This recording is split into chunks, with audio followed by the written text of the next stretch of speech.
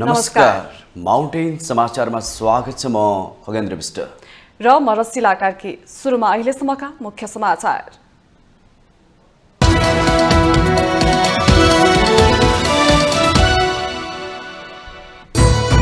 सरकारले संक्रमणकालीन न्याय सम्बन्धी विधेयकलाई फास्ट ट्र्याकबाट पारित गर्ने तयारी गरेसँगै राजनैतिक क्षेत्रमा ठूलो तरंग। पीडितले न्याय नपाउने सरोकारवालाहरूको चिन्ता।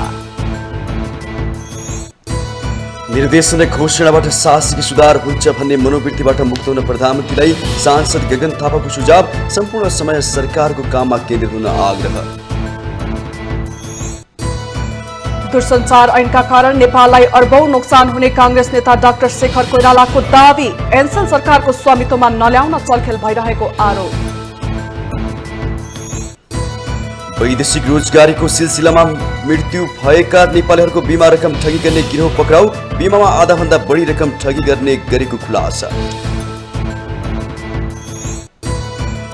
राजस्व सङ्कलनको अवस्था राम्रो नभएको अर्थमन्त्री डाक्टर प्रकाश शरण महतको स्वीकारोक्ति। बैंकको ब्याज दर उच्च भएको कारण अर्थतन्त्रमा समस्या देखिएको उल्लेख। चीनद्वारा ताइवानको वरपरका क्षेत्रमा पुनः युद्ध पोत र लडाकु विमान तैनात। ताइवानकी राष्ट्रपति साई इङ वेन र अमेरिकी सभामुख केभिन मैकार्थ बीचको भेटवार्ताप्रति असन्तुष्टि।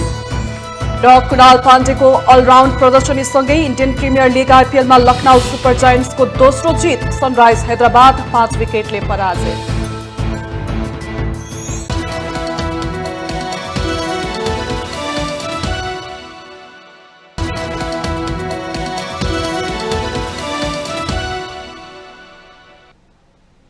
अब समाचार विस्तारमा। सरकारले संक्रमणकालीन न्याय सम्बन्धी विधेयकलाई फास्ट ट्र्याकबाट पारित गर्ने तयारी गरेसँगै माओवादी सशस्त्र युद्धको क्रममा पीडित भएकाहरू आफूले न्याय नपाउने भन्दै सशंकित बनेका छन्। सरकार र सशस्त्र युद्ध गरिरहेको तत्कालीन माओवादी बीच विस्तृत शान्ति सम्झौता भएको 16 वर्ष पूरा भइसक्यो। यो अवधिमा न्याय पाउने आशामा बसेका पीडितहरूले दण्डकालीन घटनाको टुङ्गो लगाउन र पीडितलाई न्याय दिन संसदबाट फास्ट ट्र्याक होइन पीडित जनतासँग छलफल गरेर पीडितलाई न्याय दिनु सक्नु पर्नेमा जोड दिएका छन्। एक रिपोर्ट। सरकारले संक्रमणकालीन न्याय सम्बन्धी विधेयकलाई फास्ट ट्र्याकबाट पारित गर्ने तयारी गरेसँगै राजनीतिक क्षेत्रमा ठूलो तरंग आएको छ। खास गरी माओवादी सशस्त्र युद्धका क्रममा पीडित भएकाहरूलाई न्याय नमिल्ने र पीडक सहजै उम्कन सक्छन् भन्ने चिन्ता सरोकारवालाहरूको छ। द्वन्द्व व्यवस्थापन गर्न सरकार र माओवादी बीच 2063 साल मंसिर 5 गते विस्तृत शान्ति सम्झौता भएको थियो। सोही सम्झौता अनुसार द्वन्द्वको क्रममा मानवाधिकारको उल्लङ्घन गर्ने तथा मानवता विरुद्ध अपराधमा संलग्नहरूको बारेमा सत्य अन्वेषण र मेलमिलापको वातावरण गर्न उच्च स्तरीय सत्य निरूपण तथा मेलमिलाप आयोगको गठन गरियो। तर न्याय निरूपण गर्न गठित सत्य निरूपण तथा मेलमिलाप आयोग र बेपत्ता पारिएका व्यक्तिको छानबिन आयोग खासै काम लागेन। यी आयोगहरूमा पटक पटक पदाधिकारी राख्ने, देश दौडाहामा जाने, राज्यको ढुकुटीबाट करोडौं खर्च गर्ने गरियो तर परिणाम आएन। शान्ति सम्झौता भएको 16 वर्ष पुगिसक्यो। यस अवधिमा 3 राष्ट्रपति, 10 प्रधानमन्त्री र 19 कानून मन्त्री भए। तर पनि न त संक्रमणकालीन घटनाका मुद्दाको टुङ्गो लाग्यो न त पीडितहरूले न्याय पाए। अहिले आएर पीडितहरूले प्रधानमन्त्री पुष्पकमल दाहाल विरुद्ध सर्वोच्च अदालतको ढोका ढकढक्याएका छन्। यस्तो अवस्थामा सरकारले संक्रमणकालीन न्याय सम्बन्धी विधेयकलाई फास्ट ट्र्याकबाट पारित गर्ने हो भने विस्तृत शान्ति सम्झौता नै तोडिने कतिपय मानवाधिकार कर्मीहरूको भनाइ छ। उसो त सरकारले गत फागुन 1 गतेलाई जनयुद्ध दिवस घोषणा गर्दै सार्वजनिक विदा दियो। युद्धमा मारिएका 8000लाई शहीद घोषणा गर्यो। अयोग्य लडाकुका परिवारलाई 2-2 लाखका दरले करिब 80 करोड रुपैयाँ दिने निर्णय गर्यो। तर संक्रमणकालीन न्यायको पर्खाइमा रहेका हजारौं द्वन्द्व पीडितलाई न्याय दिन सकेन। पीडितलाई न्याय दिन सरकारले देखाएको उदासीनता भित्र आशंका गर्ने प्रशस्तै ठाउँ देखिएको छ। अहिलेसम्म संक्रमणकालीन समयमा घटेका घटनाका 64,000 उजुरी दर्ता भइसकेका छन्। व्यक्ति हत्या, अपहरण तथा शरीर बन्धक, अङ्गभङ्ग, शारीरिक तथा मानसिक यातना, बलात्कार तथा यौनजन्य हिंसा, सम्पत्ति सम्बन्धी र विस्थापन सम्बन्धी उजुरी परेका छन्। सशस्त्र द्वन्द्वको अन्त्य भएको घोषणा भए यता तत्कालीन विद्रोही पक्ष माओवादी पटक पटक गरी 12 वर्षभन्दा बढी समय सत्तामा बसिसकेको छ। तर सरकारबाट न्याय पाउने आशमा बसेका पीडितले न्याय पाउन सकेनन्। सरकारले आफ्नो पीडा नबुझेपछि उनीहरूले राष्ट्रिय मानव अधिकार आयोगदेखि सत्य निरूपण तथा मेलमिलाप आयोगसम्म उजुरी दिएका छन्। 10 वर्ष चलेको सशस्त्र जनयुद्धका सुप्रिम कमाण्डर प्रचण्ड नै अहिले तेस्रो पटक मुलुकको प्रधानमन्त्री बनेका छन्।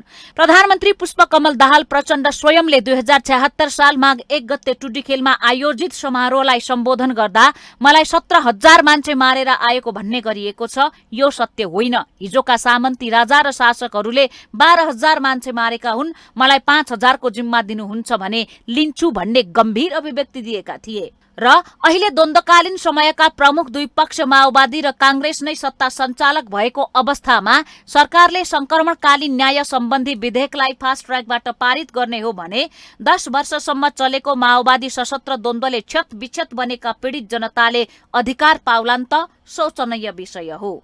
10 वर्षसम्म चलेको युद्धमा हजारौं नेपाली मारिएका छन्, हजारौं नागरिकहरूलाई बेपत्ता पारिएको छ, लाखौं नागरिकको उठीबास भयो, कैयौं नागरिक विदेश पलायन भए। यसरी हिंसाबाट प्रभावित र प्रताडित भएका नागरिकलाई एउटा विधेयक मार्फत जबरजस्ती न्याय लग भन्नु कति जायज हो। त्यसैले यस्ता मुद्दाहरूको टुङ्गो फास्ट ट्र्याकबाट लगाउनु भन्दा प्रभावित जनस्तरमा व्यापक बहस र छलफल गरेर उनीहरूलाई न्यायको अनुभूति हुने गरी टुङ्गो लगाउने कि। माउन्टेन टेलिभिजन एसडी राजनीतिक ब्युरो।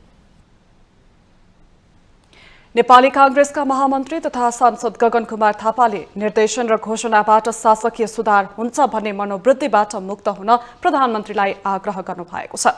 शुक्रबारको प्रतिनिधि सभा बैठकको विशेष समयमा सांसद थापाले प्रधानमन्त्री पुष्पकमल दाहाल निर्देशन र घोषणाहरू मात्रै गर्दै हिँडेको भन्दै यसबाट शासकीय सुधार हुन्छ भन्ने मनोवृत्तिबाट मुक्त हुन आग्रह गर्नु भएको हो। उहाँले उद्घाटन र सम्मेलनहरूमा जान भ्याइ नभ्याइ भएको भन्दै प्रधानमन्त्री फुर्सद भएकोमा छक्क परेको जानकारी दिनुभयो। सांसद थापाले प्रधानमन्त्री लक्ष्यमा पुग्नका लागि अलमल भइरहेको भन्दै लक्ष्य पूरा गर्ने आत्मविश्वास नदेखिएको पनि टिप्पणी गर्नुभयो। यात्रा सुरु भयो, मेरो लक्ष्य प्रष्ट छ, यो लक्ष्यसम्म पुर्याउने जिम्मेवारी मेरो हो, जस भए पनि मेरो, अब जस भए पनि मेरो भन्ने अठोट त्यो दृढता, त्यो आत्मविश्वास प्रधानमन्त्रीमा हुनुपर्छ। तर कता कता मैले प्रधानमन्त्रीजीको काम कारबाहीहरू हेर्दै गर्दा त्यो आत्मविश्वास नभएको बढी अलमल भएको पाइरहेको छु। केही कार्यक्रमहरूमा मलाई अतिथिको रूपमा बोलाइयो, मैले भने म भ्याउँदिनँ। आयोजकहरूले भन्नुभयो नि प्रधानमन्त्री आउँदै हुनुहुन्छ, प्रधानमन्त्रीलाई फुर्सद हुने तिमीलाई फुर्सद नहुने, अप्ठ्यारो लागि म गएँ। मेरो प्रधानमन्त्रीले यति धेरै फुर्सद किन छ भनेर कहिलेकाहीँ म छक्क पनि पर्छु। उद्घाटनमा जाने भइएको छ, सम्मेलनमा जाने भइएको छ, अनि मेरो टिमले कार्यक्रममा प्रधानमन्त्रीले बोल्नुभएको कुराहरूलाई हामी एक ठाउँ राखेर हामीले हेऱ्यौँ। वैदेशिक रोजगारीमा जाँदा भएकोलाई दुःख नदिने, एकल। सांसद थापाले सरकारको नीतिगत प्राथमिकता र न्यूनतम कार्यक्रम संसद चलिरहेको बेलामा बाहिरबाट सार्वजनिक गरिएको प्रति विरोध जनाउनु भयो। उहाँले न्यूनतम कार्यक्रम संसदभित्रै प्रस्तुत हुनुपर्ने भन्दै यसको परम्परा बनाउनु पर्नेमा जोड समेत दिनुभयो। निर्देशनहरू फेरि एकपटक अलपत्र मात्रै हुन्छन् र कुनै बेला गएर फेरि मैले दिएका निर्देशनहरू मलाई स्मरण गराउनुहोस् भनेर निर्देशन सम्झाउनु पर्ने अवस्था आउँछ। दोस्रो कुरा भनेको प्रधानमन्त्रीले मलाई लाग्छ के सोच्नुपर्छ भने प्रधानमन्त्री भनेको अपरेटर पनि हो, सँगसँगै कोअर्डिनेटर पनि हो। प्रधानमन्त्रीले टिम चलाउने हो। प्रधानमन्त्रीहरू भनेका सबै प्रधानमन्त्रीको अङ्गहरू हुन्। यी सबैलाई सँगसँगै लिएर हिँड्न सक्नुपर्छ। Prime minister is the captain of the सिप भनेर पूर्व प्रधानमन्त्री जवाहरलाल नेहरूले भन्नुभएको जस्तो सबैलाई लिएर जाने हो। त्यसका निम्ति सबैभन्दा पहिला प्रधानमन्त्रीलाई टिम चाहिन्छ। सांसद थापाले प्रधानमन्त्रीलाई काम गर्नका लागि राम्रो समूह चाहिने भन्दै प्रधानमन्त्रीको सरकारी समूह सजाय पाएको जस्तो रहेको उल्लेख गर्नुभयो। उहाँले प्रधानमन्त्री दाहाललाई गठबन्धनका दलहरूसँग बस्ने समय छुट्याएर सम्पूर्ण काम समय सरकारको काममा केन्द्रित हुन पनि आग्रह गर्नुभयो।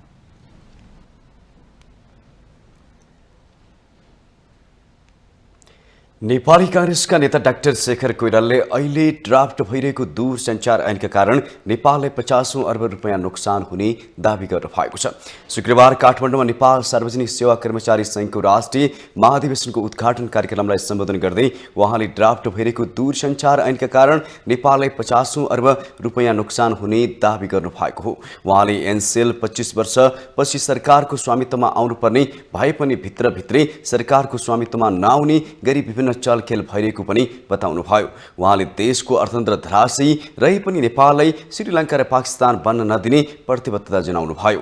नेपालसँग अहिले 10 महिनासम्मका लागि पुग्न सक्ने सञ्चित रकम रहेको भन्दै नेता कोइरालाले पछिल्लो समय राजस्व उठ्न नसक्दा कर्मचारीहरूलाई ऋण खोजेर तलब खुवाउने काम भइरहेको बताउनुभयो। अर्थतन्त्र धराशायी अवस्थामा छ। भोलि के अवस्था हुन्छ हामीलाई थाहा छैन, हामी भन्न सक्ने अवस्थामा छैनौँ। तर पक्कै पनि हामी पाकिस्तान र श्रीलङ्का हुन दिँदैनौँ भन्ने कुरा चाहिँ तपाईँहरूलाई भन्न चाहन्छु। हुँदैन। किन हुँदैन भने श्रीलङ्कामा फरेन रिजर्भ भन्छ नि, सञ्चित विदेशी सञ्चित रकम घट्दा घट्दा 15-20 दिन 1 महिनालाई पनि नचल्ने पैसा भइसकेका थिए। पाकिस्तानको पनि त्यही हाल हो। तर नेपालको चाहिँ विदेशी सञ्चित रकम तपाईँको रेमिटेन्सबाट आएको भएर 10 महिनाको लागि हामीहरूसित छ। हामीहरूले अन्य कुराहरू व्यवस्थित गर्न सकेका छैनौँ। राजस्व उठ्दैन, ऋण लिएर हामीहरू कर्मचारीहरूलाई तलब खेलाइरहेका छौँ। नेता कोइरालाले संविधानमा नै श्रम आयोग बनाउनुको लागि लडिरहने प्रतिबद्धता व्यक्त गर्नुभयो। नेपाली कांग्रेसको विधानमा श्रमिकहरूलाई केन्द्रित समितिमा ल्याउने र संसदमा श्रमिकहरूको पनि व्यवस्था गर्न सके एउटा सपना पूरा हुने र त्यसका लागि लडिरहेको बताउनुभयो।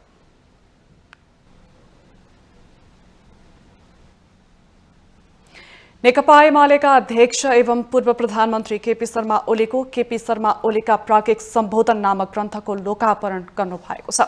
शुक्रबार काठमाडौँमा एक कार्यक्रमका बीच केपी शर्मा ओलीका प्राज्ञिक सम्बोधन नामक ग्रन्थको लोकार्पण गर्नुभएको हो। ग्रन्थ पूर्व प्रधानमन्त्री एवं एमाले अध्यक्ष ओली सहित उपकुलपति र प्राज्ञहरूले संयुक्त रूपमा लोकार्पण गर्नुभयो। कार्यक्रममा नेपाल प्रज्ञा प्रतिष्ठानका पूर्व उपकुलपतिहरू, विभिन्न विश्वविद्यालयका उपकुलपति एवं विशिष्ट प्राज्ञहरूको उपस्थिति रहेको थियो। ग्रन्थ प्रज्ञ शशि लुम्बुले सम्पादन गर्नुभएको हो।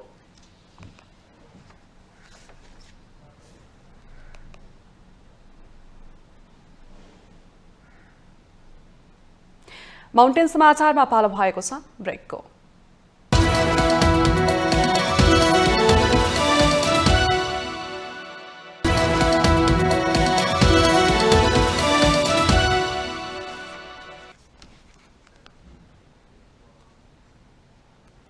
ब्रेकपछि स्वागत छ बाँकी समाचार। नेकपा एकीकृत समाजवादीका अध्यक्ष माधव कुमार नेपाल छरिएर रहेका साना साना रकमहरू पुँजीको रूपमा जम्मा गर्न सके अर्थतन्त्र चलायमान बनाउन थप सहज हुने उपाय सुझाउनु भएको छ। शुक्रबार काठमाडौँमा आयोजित एक कार्यक्रमलाई सम्बोधन गर्दै अध्यक्ष नेपालले अर्थतन्त्र चलायमान बनाउने उपाय सुझाउनु भएको हो। उहाँले घर घरमा छरिएका साना साना रकमहरू पुँजीको रूपमा जम्मा गर्न सके वर्तमान अर्थतन्त्रका केही समस्याको समाधान हुने बताउनुभयो। विदेशमा कमाएर पठाएको रकम र नेपालमा नै कमाएको रकम खर्च गर्नुभन्दा बढी पुँजीको रूपमा सञ्चय गर्न सके राज्य कोषको वृद्धि हुने उहाँको तर्क छ। उहाँले छरिएर रहेको रकमलाई पुँजीको रूपमा जम्मा गर्दा लगानीमा उपयोग हुन सक्ने र लगानीको निम्ति पैसाको अभाव नहुने स्थिति बन्ने बताउनुभयो।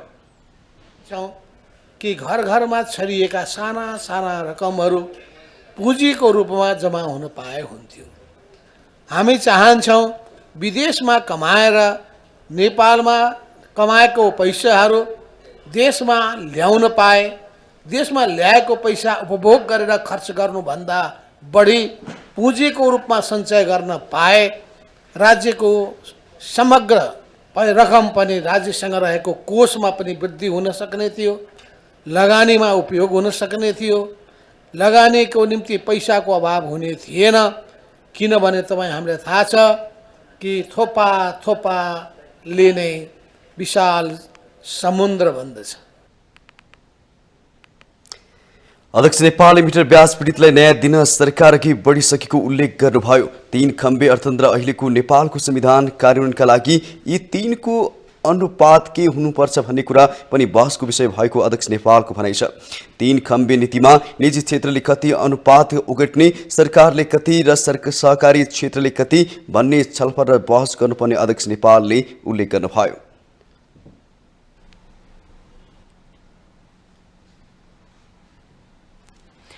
नेकपा माओवादी केन्द्रका सांसद देवेन्द्र पौडेलले संक्रमणकालीन न्यायलाई फास्ट ट्र्याकको विधिद्वारा टुङ्ग्याउनु पर्ने बताउनु भएको छ।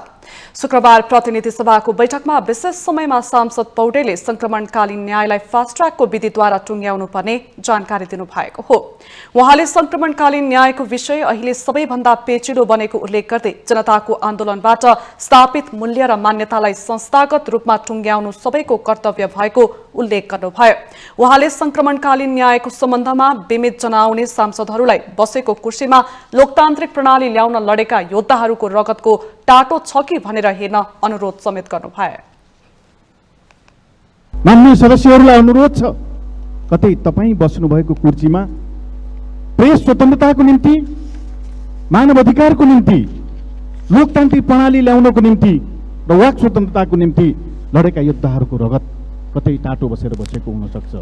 त्यसकारण इतिहासप्रति सम्मान गर्न सिकौं र वर्तमानमा परेका यस प्रकारका समस्याहरू टुङ्ग्याउनको निम्ति यो संक्रमणकालीन न्यायलाई फास्ट ट्र्याकको विधिद्वारा टुङ्ग्याउनको निम्ति सबै मान्य सदस्यहरूलाई यो सम्मानित सदनमा म विशेष अनुरोध गर्न चाहन्छु। सांसद पौडेलले इतिहासप्रति सम्मान गर्न सिक्नुपर्ने बताउनु भएको छ। शुक्रबार प्रतिनिधि सभा बैठकपछि सञ्चारकर्मीहरूसँग कुराकानी गर्दै सांसदको विभिन्न कार्यक्रम लगायत विभिन्न विषयमा टिप्पणी गरेका छन्।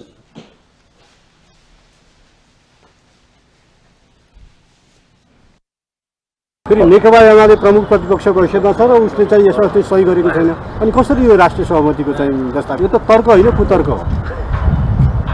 र त्यो 13 पेजको दस्तावेज तपाईँहरूले पढ्नुहोस्, सबै यीका घोषणापत्रबाट राम्रा कुरा झिकेर राखेको छ। सबै थोक हुनु भनेको केही पनि नहुनु हो कि यो गर्ने त्यो गर्ने यो गर्ने त्यो गर्ने, त्यो एउटा चाहिँ त्यो 13 पृष्ठको दस्तावेज तपाईँलाई पढ्दाखेरि सबै थोक गर्ने जस्तो लाग्छ। सारमा त्यसबाट ठोस ढङ्गले उहाँले यो हामी यो गर्छौँ भनेर मूर्त रूपले यी कुराहरू हाम्रो प्राथमिकताका विषय हुन् भनेर तोक्न सक्नुभएको छैन। यो न्यूनतम कार्यक्रम केवल चाहिँ बाहिर देखाउनका लागि गरिएको हो र सरकारको मुख्य ध्यान भनेको चाहिँ मन्त्रालय बाँडफाँडमा चाहिँ सत्ताको सेयरिङमा र चाहिँ त्यो चाहिँ लेनदेनमा सीमित छ।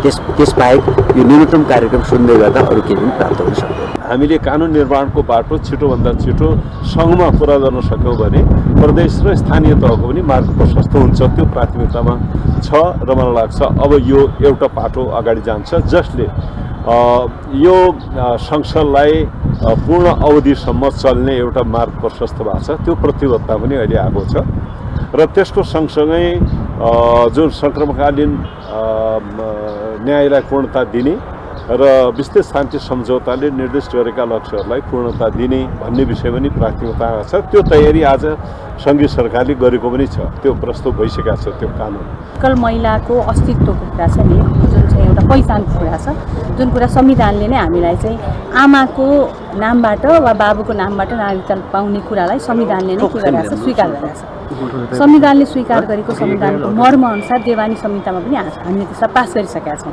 भनेपछि अहिले चाहिँ कानुन र संविधानभन्दा विपरीत ढङ्गले माओली भनेर जुन शब्द राखियो, त्यो शब्दले आमाको जुन आमा भन्ने कुरालाई नै के गर्यो, अस्तित्वलाई चाहिँ मानेन भन्ने मेरो कुरा हो। त्यसले गर्दा हाम्रो संविधानमा हामीले धेरै पटक बहस गऱ्यौँ। कति कुरा चाहिँ हामीले त्यो चुनावमा घोषणापत्रमा गरेका चिजहरू हुनुपर्छ, तर कति कुराहरू चाहिँ छुट्या पनि छ। अब हामी त सुशासनको मुद्दा बोकेर आइसकेपछि त्यो कुरा हामीलाई महत्त्वपूर्ण छ। कति कुरा इन्क्लुड गरेर आज त्यही भएर हामीले एउटा समीक्षात्मक बैठकको हिसाबले चाहिँ के गरेका छौँ भनेर हाम्रो सांसदहरूले दलकै तर्फबाट पनि त्यसमा किन हटाए भन्ने प्रश्नहरू पनि राखेका छन्। सांसद भट्टराईले गिरेले संहिता र संविधानमा उल्लेख भएअनुसार आमाको नाम थरमा नागरिकता दिने गरी पुनः परिपत्र गर्नुपर्ने धारणा राख्नुभयो।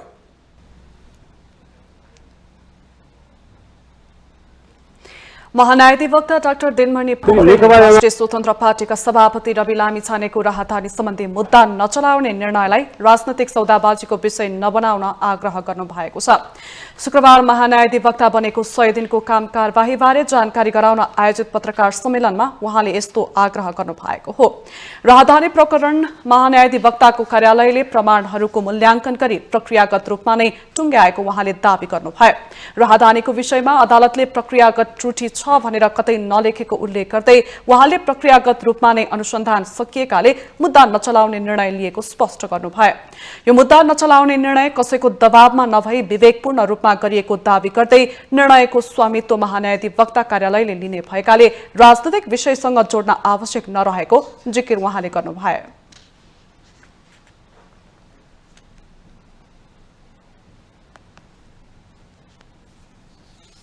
हामीले जुन चाहिँ विवेकपूर्ण चाहिँ काम गरेका छौँ त्यसमा हामी कन्फिडेन्ट छौँ। अरू राजनीतिक कुरासँग यसलाई जोड्न जरुरी छैन भन्ने लाग्छ र यो विषयको मेरिटको बारेमा म अहिले बोल्नु उपयुक्त हुँदैन, किनभने यसको उप सम्मानित सर्वोच्च अदालतमा चाहिँ रिट परेको छ। अब प्रारम्भिक रूपमा अन्तरिम आदेश नभए पछाडि प्रमाफेसिक रूपमा यो निर्णयको क्वेसन चाहिँ रहेन भन्ने कुरा चाहिँ त्यहाँबाट देखिएको छ। बाँकी चाहिँ व्याख्याको क्रममा के हुन्छ भन्ने कुरा सम्बन्धित अदालतले नै बोल्ने विषय भएको हुनाले यसमा फर्दर बोल्नु उपयुक्त नहुने विषय म विचार व्यक्त गर्न चाहन्छु।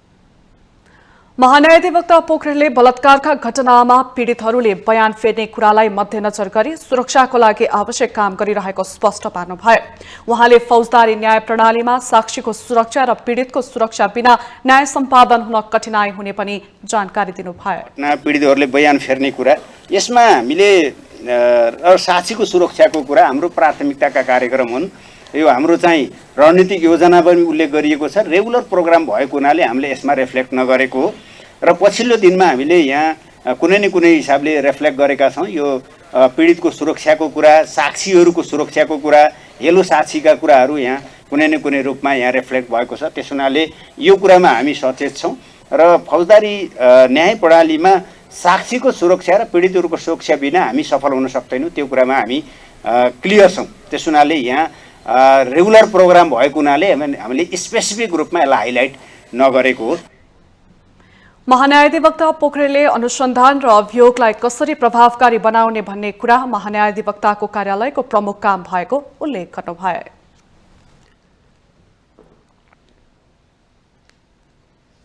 नेपाल कम्युनिस्ट पार्टी क्रान्तिकारी माओवादी र नेपाल कम्युनिस्ट पार्टी बहुमत बीच पार्टी एकता गर्ने निर्णय भएको छ।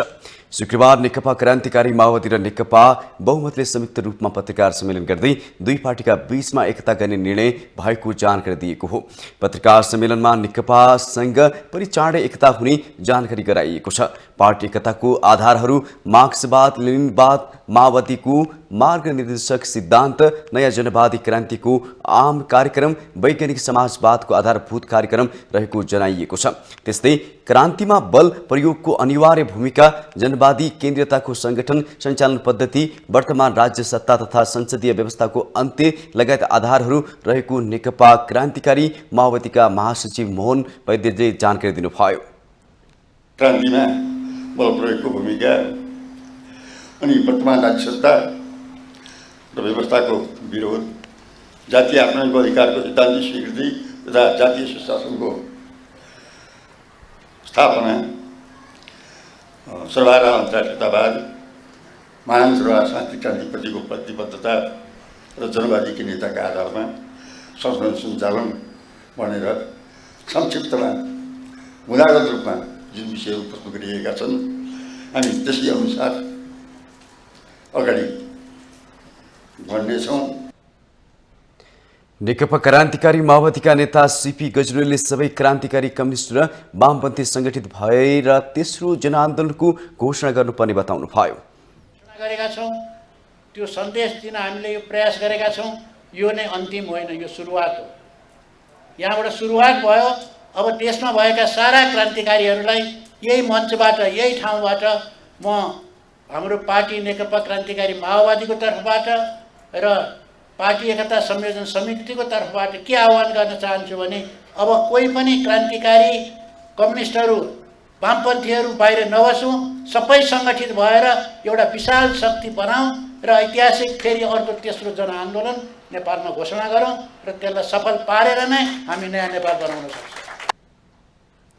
त्यसैगरी नेकपा बहुमतका संयोजक धर्मेन्द्र बास्तोलाले नेपालमा संसदीय व्यवस्था अन्त्य गरी वैज्ञानिक समाजवादी व्यवस्था स्थापनाका लागि एकबद्ध हुन लागेको बताउनुभयो।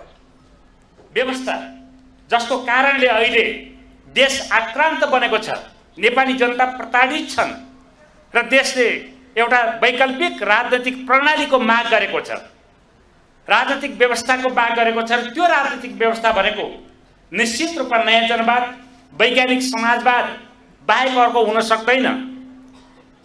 त्यो व्यवस्था स्थापना गर्नको लागि त्यो वैकल्पिक राजनीतिक व्यवस्था स्थापना गर्नको निम्ति यसले सिङ्गो नेपाली जनतालाई एकताबद्ध गर्नेछ, क्रान्तिकारीहरूलाई एकताबद्ध गर्नेछ भन्ने कुरामा हामी विश्वस्त छौँ। पार्टी एकताको घोषणा भने अन्तर्राष्ट्रिय मजदुर दिवसको दिनमा गरिने जानकारी गराइएको छ।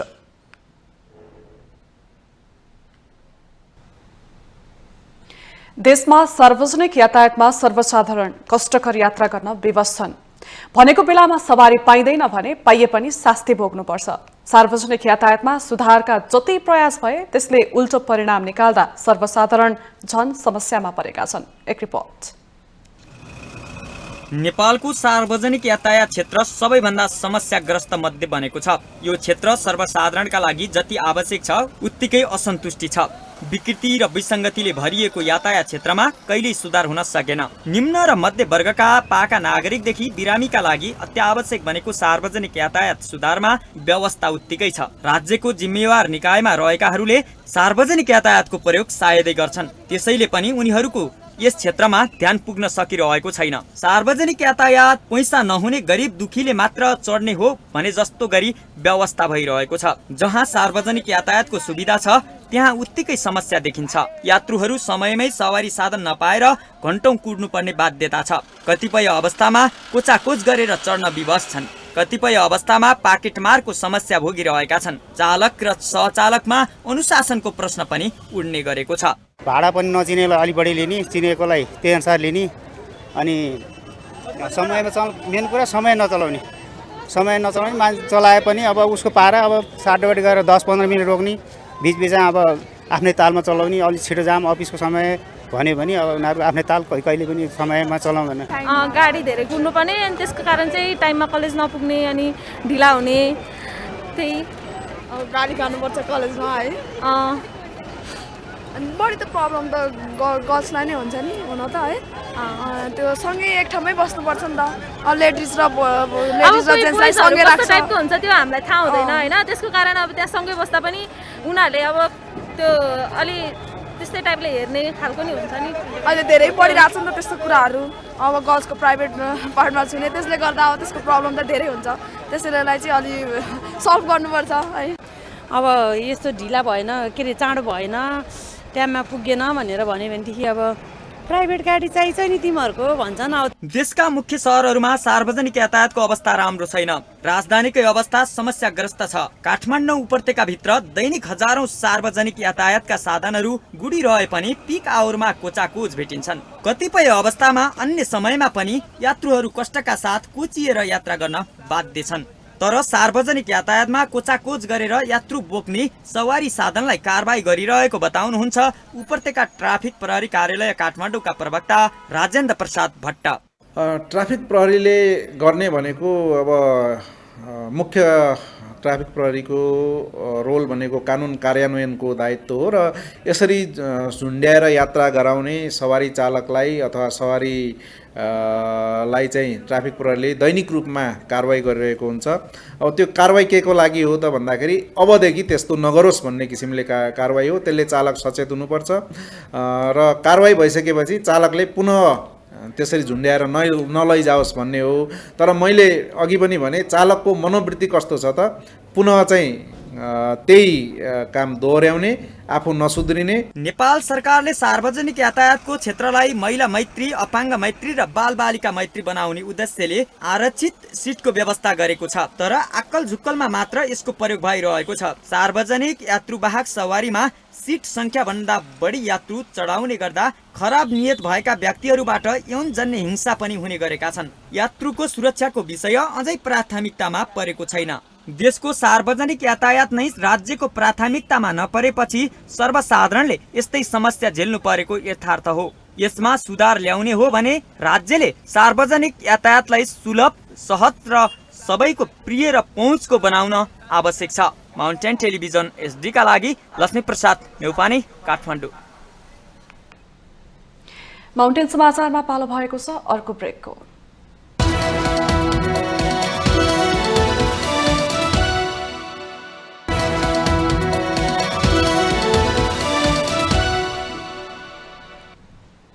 ब्रेकपछि स्वागत छ अब बाँकी समाचार।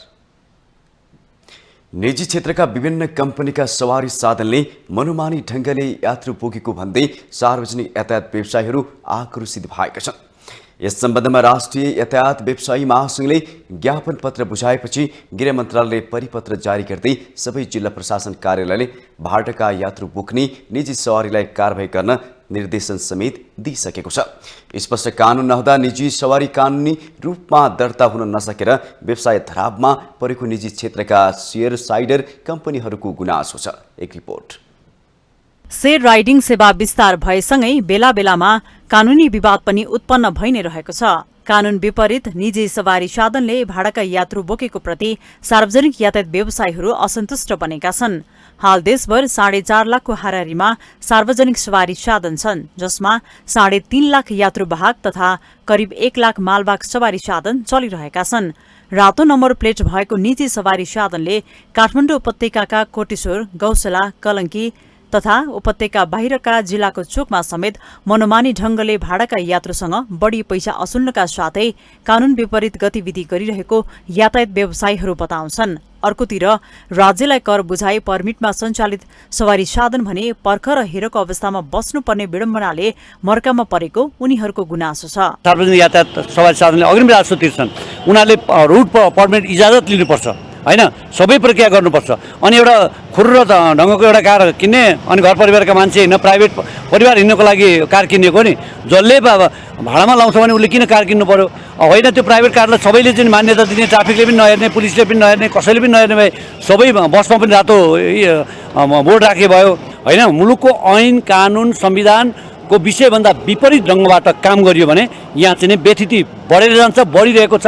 त्यसकारणले यहाँका मालवाहक भनौँ, यात्रुवाहक सवारी साधन भनौँ, उनीहरूले चाहिँ काम गर्न नपाउने, ट्याक्सीहरू छताछुल्लो रङबाट दिनभरि 12-13 हजार ट्याक्सीहरू बसिरहने, देशभरिका सवारी साधन बसिरहने, अनि दिनदहाडै रङबाट अनि भाडामा चाहिँ यात्रु लिएर हिँड्दाखेरि यो मिलेन भन्ने कुरा हो। यही कुराको जानकारी हामीले गरेका छौँ। यता गृहको निर्देशनसँगै पठाउ र इनड्राइभ सहित राइडर सेवा दिएका दर्जनौं कम्पनी पनि प्रभावित हुने जोखिम छ। यद्यपि दर्ता भई रातो प्लेटका पठाउ लगायतका सवारी साधनहरू सञ्चालित छन्, जसले रोजगारी सृजना गर्ने नाममा अर्बौं रकम बाहिरिँदा पनि सरकारले उनीहरूको लेखाजोखा राख्न नसकेको यातायात व्यवसायीहरू तर्क गर्छन्। अरबौं रुपियाँ चाहिँ विदेश गइरहेको छ यो तपाईँले भने जस्तो पठाउ टुटल राइडर यिनीहरूको नाममा। न यिनीहरूले कहीँ तिर्नुपर्ने राजस्व तिरेका छन्, न यिनीहरू कहीँबाट स्वीकृति छ, न यिनको भाडा छ। आज सार्वजनिक यातायात सवारी साधनले 1 रुपियाँ भाडा बेसी लियो भने उड्न उठ्छ, तुरुन्तै त्यसलाई कारबाही गर्नुपर्छ, कारबाही पनि गर्नुपर्छ।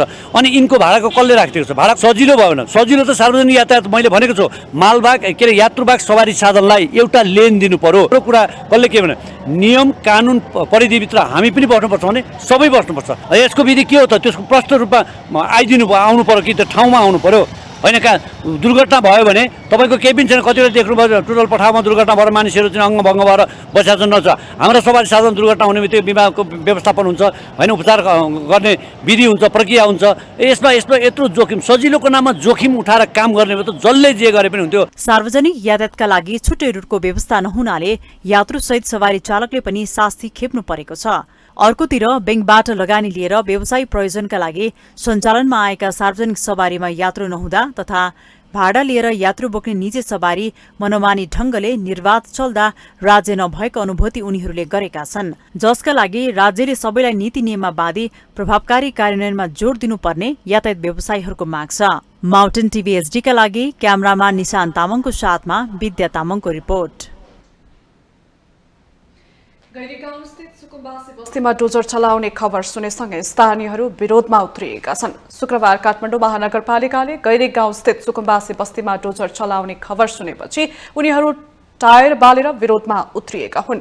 उनीहरूले सडकमा नै टायर राखेर अवरोध सृजना गर्दै महानगरपालिका विरुद्ध नाराबाजी गरेका थिए। महानगरले विभिन्न स्थानमा भएका अनाधिकृत संरचना भत्काउने रणनीति अनुसार अघि बढेको छ। महानगरपालिकाले यसअघि पनि विभिन्न स्थानका संरचना भत्काउनेदेखि काठमाडौँका बाटोमा रहेका पार्किङ खाली गराउँदै आइरहेको थियो।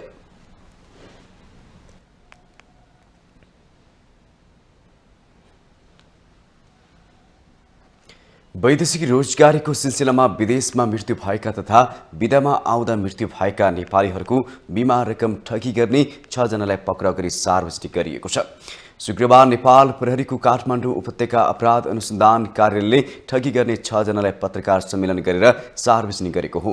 विदेशमा काम गर्दा गर्दै विविध कारणले मृत्यु भएका तथा विदामा नेपाल आउँदा मृत्यु भएका नेपालीहरूले बीमा बापत पाउने रकम मृतकका आफन्तहरूलाई केही मात्रै दिई ठग्ने गिरोहका 6 जनालाई पक्राउ गरी सार्वजनिक गरिएको हो। प्रहरीले काठमाडौँको गङ्गुबाट रामबहादुर तामाङ सहित 6 जनालाई पक्राउ गरी कारबाहीको प्रक्रिया अघि बढाइएको बताएको छ। पक्राउ परेका तामाङको साथबाट मृतकहरूको नागरिकता, राहदानी, जन्म दर्ता, मृत्यु दर्ता, विवाह दर्ता, वडा कार्यालयको सिफारिस, बीमा कम्पनीको लेटर प्याड लगायतका महत्त्वपूर्ण कागजातहरू फेला पारेको छ।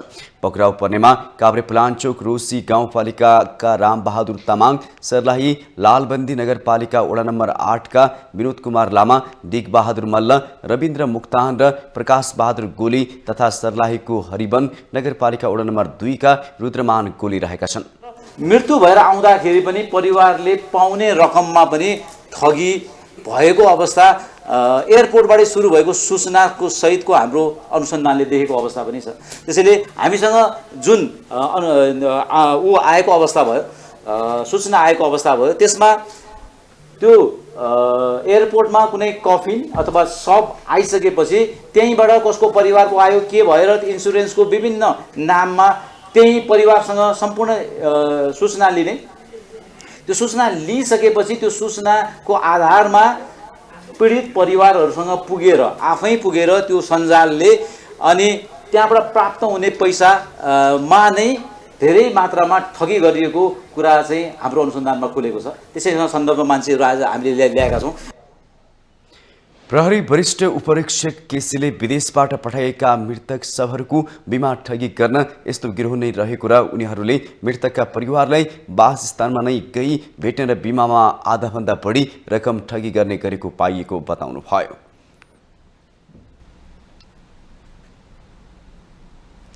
उद्योग वाणिज्य तथा आपूर्ति मन्त्री रमेश रिजालले विज्ञापन क्षेत्रको दायरा बढाउन आवश्यक रहेको बताउनु भएको छ। शुक्रबार काठमाडौँमा भएको राष्ट्रिय विज्ञापन संघ नेपालको प्रारम्भिक साधारण सभामा मन्त्री रिजालले विज्ञापन क्षेत्रको दायरा बढाउन आवश्यक रहेको जानकारी दिनुभएको हो। सरकारले विज्ञापन व्यवसायलाई व्यवस्थित बनाउनका लागि राष्ट्रिय नीति ल्याउन लागेको भन्दै मन्त्री रिजालले यसबाट विज्ञापन व्यवसाय क्षेत्रको दायरा बढाउन सहयोग पुग्ने विश्वास व्यक्त गर्नुभयो। विज्ञापनका धेरै क्षेत्र विज्ञापन संघको दायरा भन्दा बाहिर रहेको उहाँले बताउँदै दायरामा ल्याउन पहल गर्न पनि आग्रह गर्नुभयो। अझ यसको क्षेत्र पनि अझ तपाईहरुले बढाउँदै जानुहोला। हाम्रो राष्ट्रिय नीतिले पनि त्यसलाई चाहिँ समेट्ला। बोर्डको अध्यक्षजी पनि हुनुहुन्छ, उहाँले पनि तपाईहरुले सहयोग गरिरहनु भएकै होला र तपाईहरुको क्षेत्र अझ बढी से बढी अगाडि बढोस्। अझ धेरै क्षेत्र तपाईहरुको दायरा भन्दा बाहिर छ जस्तो मलाई लागेको छ। अन्तर्राष्ट्रिय स्तरबाट पनि यहाँ सामानहरू चाहिँ बेच्छन्, तर विज्ञापन चाहिने अझ दिनले चाहिँ त्यति साह्रो सम्भव हुन सकेका छैन उहाँहरूबाट लिन। त्यसलाई पनि कसरी कानुनी दायरामा ल्याएर सरकारले तपाईहरूलाई अझ मद्दत गर्छ भन्ने चाहिँ म तपाईहरूलाई विश्वास दिलाउन चाहन्छु। कार्यक्रममा विज्ञापन बोर्डका अध्यक्ष लक्ष्मण हुमागाईले वर्तमान अवस्थामा विज्ञापन बजारलाई विस्तार गरेर मात्रै सञ्चार माध्यमहरूलाई धान्न सक्ने स्थिति नभएको स्पष्ट गर्नुभयो। पछिल्लो समय सञ्चार माध्यमको गुणात्मक भन्दा पनि संख्यात्मक विस्तारलाई सुधार गर्नुपर्नेमा उहाँले जोड दिनुभयो। करिब 3 करोड जनसङ्ख्या भएको मुलुकमा 230 टेलिभिजनहरू दर्ता भएको र 125 वटा टेलिभिजनले आवेदन दिएको उहाँले जानकारी दिनुभयो। र आम सञ्चार माध्यम होइन, जब उद्योग सङ्कटमा हुन्छ तब आम सञ्चार माध्यमहरू सङ्कटमा हुन्छ, विज्ञापन व्यवसाय तारामा पर्छ। टु डिजिजको इन्ट्रेस्ट रेट तिरेर कति डिजिजको नाफा कमाउने हो, 16-17% ब्याज ब्याङ्कलाई बुझाएर उहाँले कति प्रतिशत नाफा कमाएपछि मात्रै विज्ञापन क्षेत्रमा लगानी गर्ने? प्रश्न त यही छ नि। र त्यो नाफा राख्नको लागि त्यो उपभोक्ता उहाँले उत्पादन गरेको वस्तु वा सेवाको प्रयोग गर्न उपभोक्ता तयार हुन्छ वा हुँदैन? प्रश्न यही छ। त्यसैले यो व्यवसाय विज्ञापन बोर्डले मात्रै बढाएर पर्दैन, समग्र मुलुकको रिफ्लेक्सन चाहिँ विज्ञापन बजारमा पर्छ। यद्यपि हामीले विज्ञापनलाई प्रबन्धन गर्नुपर्ने काममा चाहिँ विज्ञापन बोर्ड चुक्नु हुँदैन। कार्यक्रममा नेपाल चेम्बर अफ कमर्सका उपाध्यक्ष सुरेन्द्र कुमार श्रेष्ठले अस्थिर सरकारको अस्थिर नीतिको असर निजी क्षेत्रले भोग्नु परेको गुनासो गर्नुभयो। नीति स्पष्ट नहुँदा अझै व्यवसाय गर्ने वातावरण नभएको भन्दै उहाँले ब्याङ्कको चर्को ब्याज दरले व्यवसायीहरूलाई थप समस्या बनाएको जानकारी दिनुभयो। वर्ष सुरु भइसकेको छ। सार्वजनिक भएको मौद्रिक नीतिले अर्थतन्त्रलाई थप सङ्कुचन बनाउने सङ्केत देखिएको छ। ब्याज दरमा गरिएको वृद्धिले निजी क्षेत्रलाई थप सङ्गठित बनाएको छ। मूल्य वृद्धि झन बढ्ने देखिएको छ। अर्थतन्त्रका अधिकांश सूचकहरू नकारात्मक भइरहँदा बजारमा लगानी योग्य रकम तरलताको अभाव कायम नै छ। चालु आर्थिक वर्षको 10 महिना भइसकेको छ। विकास बजेटको पूर्ण कार्यान्वयन हुन नसक्दा यसको असर अर्थतन्त्रका सबै क्षेत्रमा परिरहेको छ। उहाँले चालु आर्थिक वर्षको 10 महिना हुँदा समेत पुँजीगत खर्च बढ्न नसक्दा अर्थतन्त्रमा समस्या आएको उपाध्यक्ष श्रेष्ठको दाबी रहेको छ। रातो महेन्द्रनाथको महास्नान गरिएको छ। वैशाख कृष्ण प्रतिपदाको दिन दिउँसो मूर्तिलाई तबहाल मन्दिरबाट पहिले टोली बिसाएको भनिएको ठाउँ लगनखेल स्थित रुखका फेदमा स्थानीय मण्डपमा ल्याएर महास्नान गरिएको हो। उक्त मण्डपमा मूर्तिलाई पञ्चमृत र ठाउँ ठाउँबाट ल्याइएका चोखो पानीले भरिएको घडा बोकी 4 दिशामा उभिएर मन्त्र उच्चारण साथ विधिपूर्वक स्नान गराएको छ। रातो महेन्द्रनाथको रथ यात्रा वैशाख शुक्ल पक्ष प्रतिपदादेखि सुरु भएर असार शुक्ल चौथीसम्म करिब 2 महिनासम्म मनाइन्छ। यो पाटनको सबैभन्दा महत्त्वपूर्ण तथा उपत्यकाकै सबैभन्दा लामो यात्रा पनि हो। तौदहका नागराज कर्कटकले नागिनीको आँखाको रोग निको पार्ने किसान वैद्यलाई उपहार स्वरूप दिएको रत्नजडित भोटो किसान वैद्यले खेतको आलीमा राखी काममा व्यस्त भएको बेला हराएको र पछि महेन्द्रनाथको जात्रा हेर्न भेला भएको भिडमा भूतले भोटो लगाएर आएको देखेपछि किसानले आफ्नो भोटो चिनेर दाबी गरेको कथन छ। परम्परा अनुसार प्रत्येक वर्ष महेन्द्रनाथको रथ यात्राको अन्तिम दिन सो भोटो कसको हो भनी रथको बुर्जाबाट गुठी संस्थाका अधिकारीले चारैतिर घुमाउँदै 3 पटकसम्म देखाउने प्रचलन रहिआएको छ।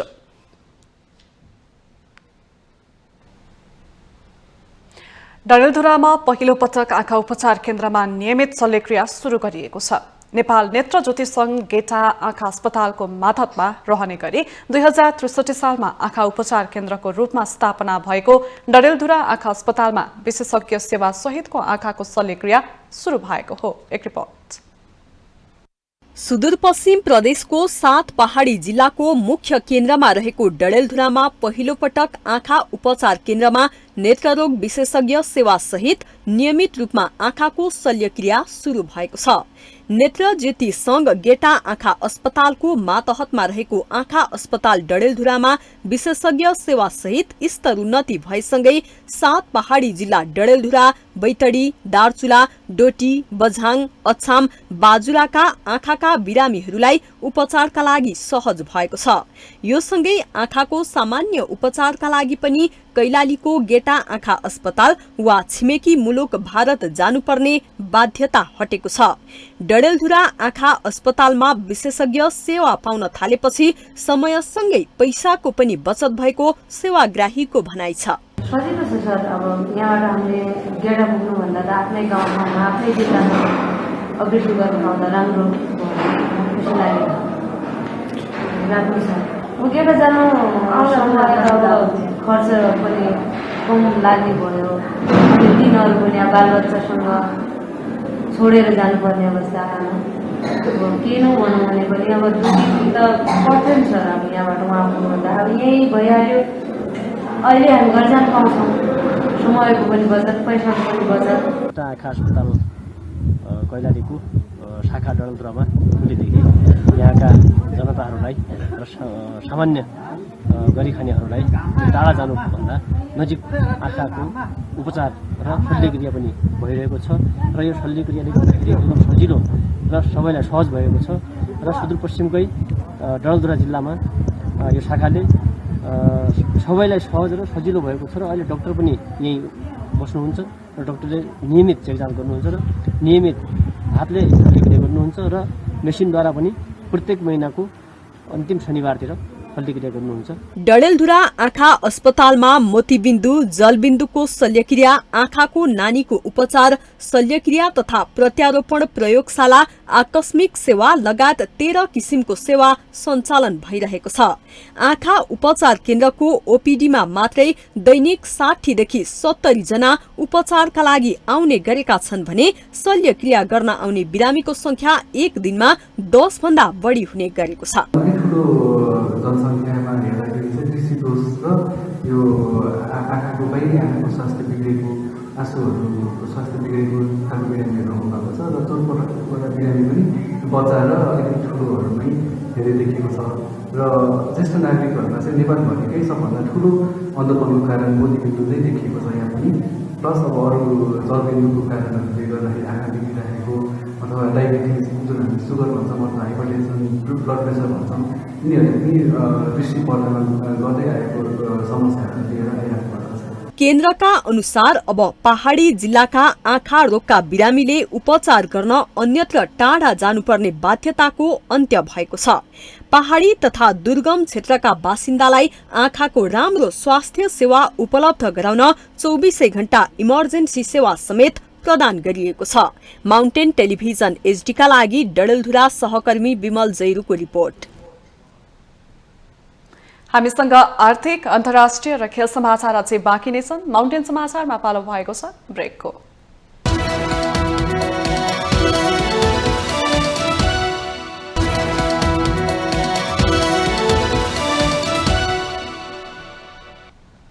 ब्रेकपछि स्वागत छ। पालो आर्थिक समाचारको। आर्थिक समाचारको साथमा जगदम्बा सुपर साइन तथा ग्याल्बा प्लस जीवनभरको भरोसा। प्रस्तुत छ रिद्धि सिद्धि सिमेन्ट, गुणस्तरको नयाँ स्तर।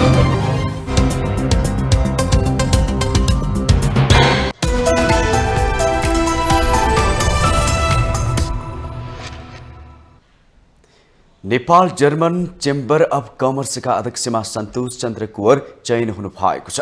शुक्रबार सम्पन्न 29औं वार्षिक साधारण सभाबाट अध्यक्षमा सन्तोष चन्द्र कुँवर चयन हुनु भएको हो। नेपाल जर्मन चेम्बरमा कुँवरको नेतृत्वमा अन्य 11 जना सदस्य मनोनयन गरिएको छ। साधारण सभाको उद्घाटन गर्दै अर्थमन्त्री डाक्टर प्रकाश शरण महतले अहिलेको आवश्यकता भनेकै अर्थतन्त्र चलायमान बनाउनु रहेको उल्लेख गर्नुभयो। उहाँले विदेश र संयुक्त लगानीका लागि उद्योग व्यवसायहरूको योगदान महत्त्वपूर्ण हुने बताउनुभयो।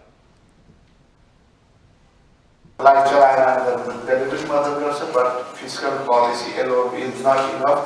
हामी सबैलाई थाहा छ, त्यसमा सबैको कोअपरेसन भयो भने मलाई लाग्दछ यो समस्याबाट हामी पार गर्न सक्दछौँ। यो न म एक्लैको प्रयासले सम्भव छ, जतिसक्दो प्रयास गर्छु, तर म चाहिँ सिन्सियरली फर हार्ड वर्क र मेरो आफ्नो क्षमता योग्यता निश्चित एउटा उद्देश्यका लागि यो अर्थतन्त्रलाई फेरि चलायमान बनाउने र चाहिँ यो चाहिँ लो बिजनेस कन्फिडेन्सलाई फेरि चाहिँ एउटा चाहिँ सकारात्मक भावमा रूपान्तरण गर्ने नै मेरो चाहिँ लक्ष्य हुनेछ। 3 वर्षको कार्यकाल रहने नेपाल जर्मन चेम्बर अफ कमर्समा निवर्तमान अध्यक्ष सहित अन्य 4 जना विज्ञ समेत कार्य समितिमा रहने व्यवस्था छ।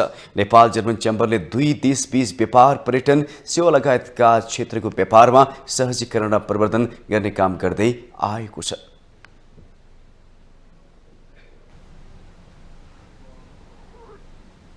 अब पालो अन्तर्राष्ट्रिय समाचारको।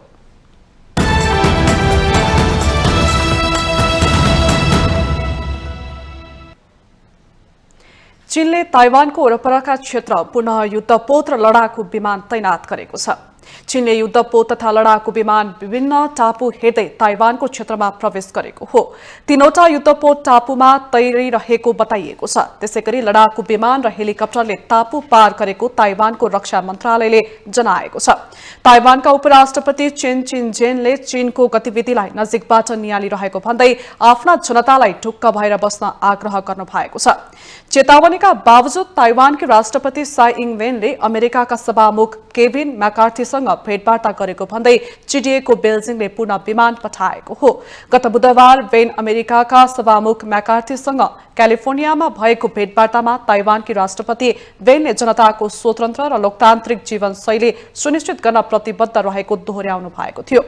चेतावनीका बावजुद पनि दुई देशका नेता बीचको भेटवार्ताले चीन थप क्रुद्ध बनेको छ। चीनले ताइवानलाई आफ्नो भूमिको एक भागको रूपमा हेर्दै आएको छ भने ताइवानले भने आफूलाई स्वतन्त्र सार्वभौम सम्पन्न राष्ट्र भएको बताउँदै आएको छ।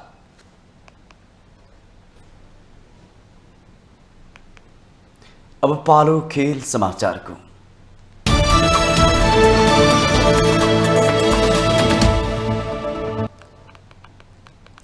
अलराउन्डर कृणाल पाण्डेको अलराउन्डर प्रदर्शनमा लखनऊ सुपर जायन्ट्सले इन्डियन प्रिमियर लिग आइपिएलमा दोस्रो जित हात पारेको छ। एकना स्टेडियम लखनऊमा सनराइजर्स हैदराबादलाई 5 विकेटले पराजित गरेर घरेलु टोलीले दोस्रो खेलमा दोस्रो जित हात पारेको हो।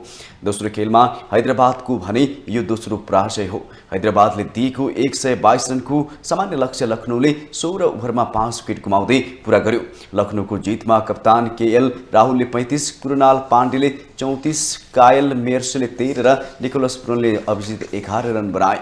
हैदराबादका आदिल राशिदले 2 तथा भुवनेश्वर कुमार, फजल हक, फारूकी र उमरान मलिकले 1-1 विकेट लिए।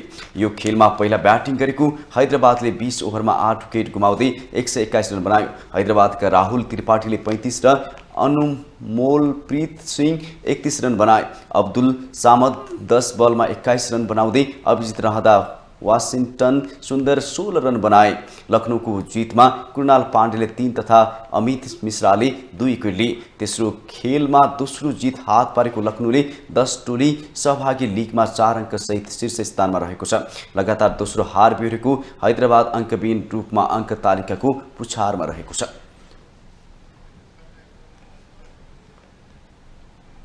माउन्टेन समाचारमा पालो भएको छ ब्रेकको।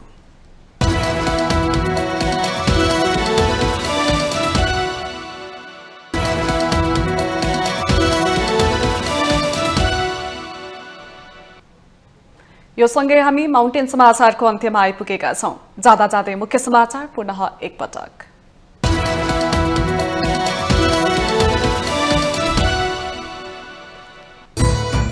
सरकारले संक्रमणकालीन न्याय सम्बन्धी विधेयकलाई फास्ट ट्र्याकबाट पारित गर्ने तयारी गरेसँगै राजनैतिक क्षेत्रमा ठूलो तरंग, पीडितले न्याय नपाउने सरकारवालाहरूको चिन्ता। निर्देश र घोषणाबाट शासकीय सुधार हुन्छ भन्ने मनोवृत्तिबाट मुक्त हुन प्रधानमन्त्रीलाई सांसद गगन थापाको सुझाव। सम्पूर्ण समय सरकारको काममा केन्द्रित हुन आग्रह। दूरसञ्चार ऐनका कारण नेपाललाई अर्बौं नोक्सान हुने कांग्रेसका नेता डाक्टर शेखर कोइरालाको दावी। एनसेल सरकारको स्वामित्वमा नल्याउन छलफल भइरहेको आरोप। वैदेशिक रोजगारीको सिलसिलामा मृत्यु भएका नेपालीहरूको बीमा रकम ठगी गर्ने गिरोह पक्राउ। बीमामा आधाभन्दा बढी रकम ठगी गर्ने गरेको खुलासा। राजस्व संकलनको अवस्था राम्रो नभएको अर्थमन्त्री डाक्टर प्रकाश शरण महतको स्वीकारोक्ति। बैंकको ब्याज दर उच्च भएको कारण अर्थतन्त्रमा समस्या देखिएको उल्लेख। चीनद्वारा ताइवानको वरपरका क्षेत्रमा पुनः युद्धपोत र लडाकु विमान तैनात। ताइवानकी राष्ट्रपति स्वाई इङ ओइन र अमेरिकी सभामुख केभिन मैकार्थी बीचको भेटवार्ताप्रति असन्तुष्टि। र कृणाल पाण्डेको अलराउन्डर प्रदर्शनीसँगै इन्डियन प्रिमियर लिग आइपिएलमा लखनऊ सुपर जायन्ट्सको दोस्रो जित। सनराइज हैदराबाद 5 विकेटले पराजित।